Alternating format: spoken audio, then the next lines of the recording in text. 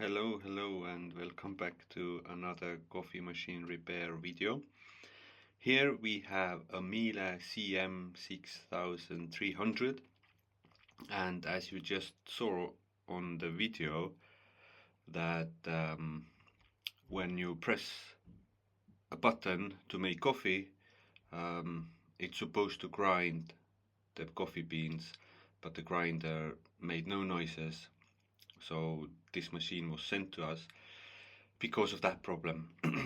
Also, the customer requested a full clean, deep clean. So here on the pictures you can see the condition of before, how it looked.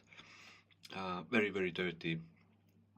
Now the grinder problem was there's a temperature sensor on the grinder which will blow if the temperature goes too hot. So basically something may fall into the grinder that jams it, and the fuse or temperature sensor overload sensor will blow and the grinder will not work.